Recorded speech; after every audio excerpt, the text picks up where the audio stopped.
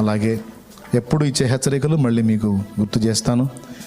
పురుషులతో స్త్రీలు జాగ్రత్త, సేవకురాళ్ళు పురుషులతో హద్దుల్లో మాట్లాడండి అమ్మా, వాళ్ళతో చనువుగా మాట్లాడకండి. దైవజనుడు ఇంట లేనప్పుడు సంఘానికి చెందిన వ్యక్తులైనా సరే పురుషుల్ని ఇంటికి రానియకూడదు.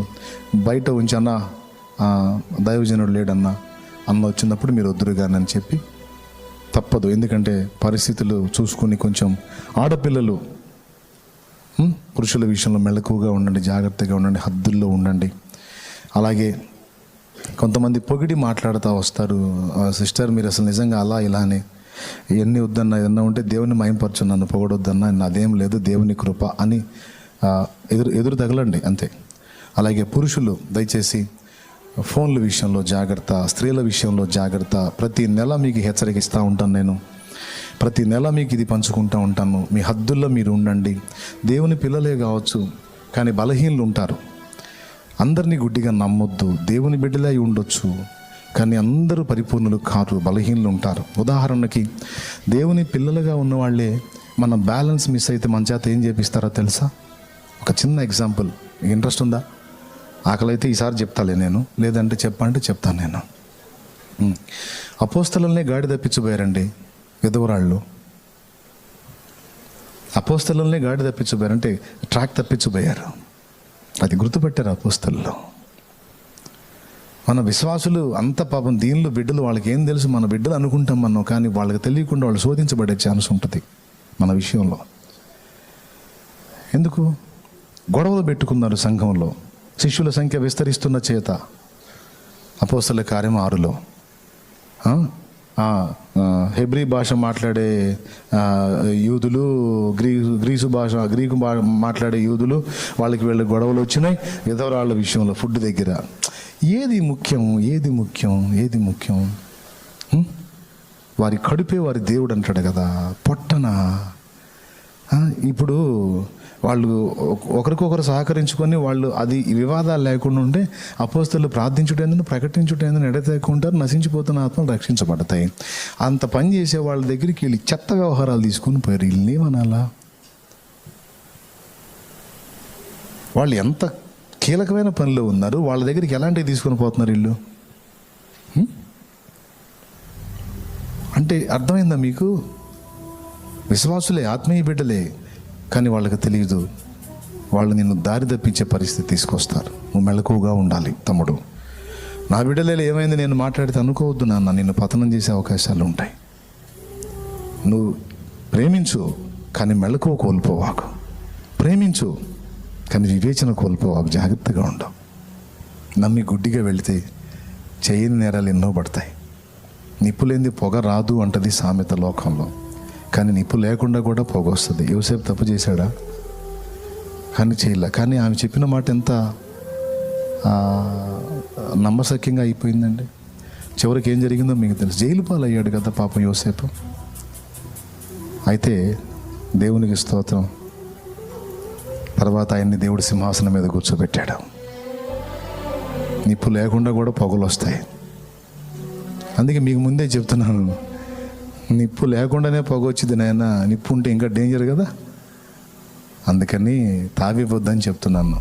తప్పించబోయారా లేదా అపోస్తలుల్ని గొడవలు వేసుకొని? అవునా? అంతెందుకండి, విశ్వాసులు ఎంత పనులు అంటే వినాలి. ఈ ఒక్క మాట కూడా, మనం బ్యాలెన్స్ మిస్ అయితే ఎంత జఫాలం అవుతాం అంటే చెప్తున్నాను మీకు. ఇది బాగా అద్భుతంగా ఉంటుంది మీకు. నేను కొండ మీదకి వెళ్తున్నాను, ఒక 40 రోజులు పట్టిద్ది నేను దిగి వచ్చేసరికి. ఎవరోను వీళ్ళు జాగ్రత్త చూసుకో, వీళ్ళు పాపం ఐగుప్తు నుంచి వస్తున్నారు కదా, కాస్త అటు ఇటుగా ఉంటారు, వీళ్ళని జాగ్రత్త కంట్రోల్ చేయనే అన్నయ్య అని చెప్పి అప్పచెప్పి వెళ్ళాడు. ఇశ్రాయేలీలు అంటే విశ్వాసులు ఎంత పనోళ్ళు అంటే కాపరి చేత విగ్రహం చేపించారు వాళ్ళు. ఎవరి చేత?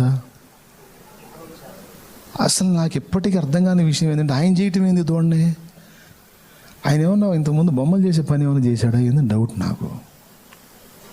ఆయన చేయటం ఏంది? ఎందుకు చెప్పనా? నువ్వు మోసే తర్వాత మా నాయకుడివి, ఎవడు పడితే వాడు చేసేది కాదు అది.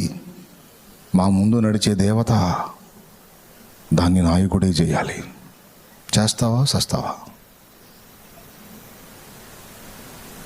అంటే సరే మీ సొమ్మంతది, మీ బంగారం అంతది అండి తీసుకొచ్చి పోసి బాగా చూసి ఉన్నాడు కానీ కూడా ఐగుప్తులో ఆ షేపు ఆ దూడ ఆకారం చేసి తగలబడి సాగుండ్రు అని చెప్పి అప్పచెప్పాడు. నాయకుడు దూడం చేసి ఇయటమేంది?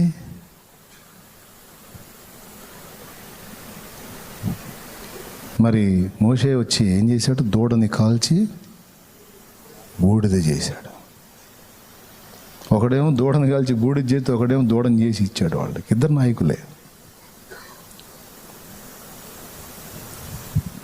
విశ్వాసులకు మనం వివేచన కోల్పోయి దొరికినట్లయితే, తేలికగా అందినట్లయితే, నువ్వు చెంచావైపోతే దేవుని రోషం, దేవుని భక్తి, దేవుని ఆత్మీయత, దేవుని పరాక్రమం అనేది నువ్వు కనపరచకపోతే నీ చేత కూడా విగ్రహారాధన చేపిస్తారు వాళ్ళు అనే దారుణమైన సత్యాన్ని గుర్తు రాసుకో, మర్చిపోవాక.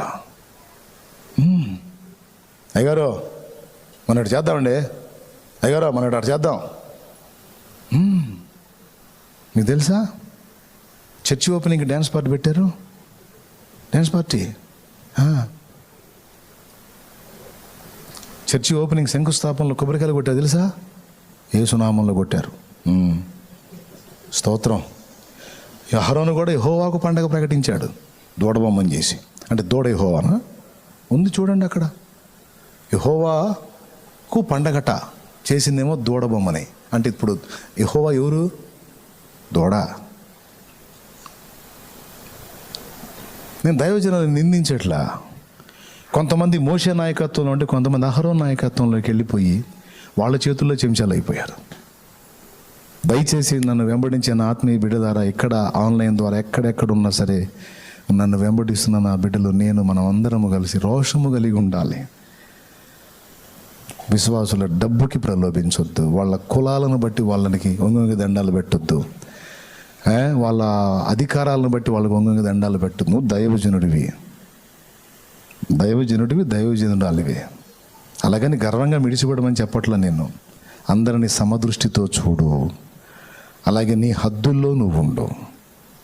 నువ్వు సేవకుడు అయినంత మాత్రాన నువ్వేం రాజువు కాదు సాగించుకోవటానికి, వాళ్ళకి అందుబాటులోకి వెళ్ళి ఇబ్బంది పడటానికి. నీ హద్దుల్లో నువ్వు ఉండవు. దేవునికి మహిమ కలుగును గాక. ఓకేనా? హద్దులు దాటితే ఏం చేస్తారు విశ్వాసులు? చేసే పరిచర్య జడగొడతారు. ఆత్మను రక్షించటం అనే పరిచర్య జడగొట్టి బోవా బోవా బోవా ఆత్మ సంబంధమైన దాన్ని జడగొట్టి భౌతిక సంబంధమైన బోవా వైపు తిప్పుతారు. అలాగే విసర్జించిన వాటన్నిటిని నీ చేత చేయించడానికి నిన్నే నాయకుడిగా పెట్టి నీ చేత దరిద్ర పనులు చేపిస్తారు. కుదరదండి పాస్టర్ గారు, అట్టయితే అట్ట మరి మేము ఒప్పుకోం అంట.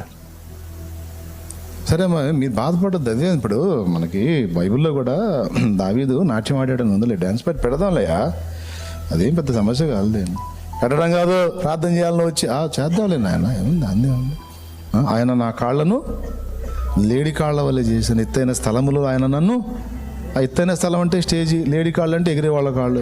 అసలు ఇబ్బంది లేఖనం ఉంది, మనకి ఇబ్బంది లేదు. ప్రార్థన చేయాలి. హల్లెలూయా. ఇంత చండాలంగా అయిపోవాల్సి వచ్చింది. దయచేసి దిగజారొద్దు. నువ్వు దేవుని మనిషి అంతే.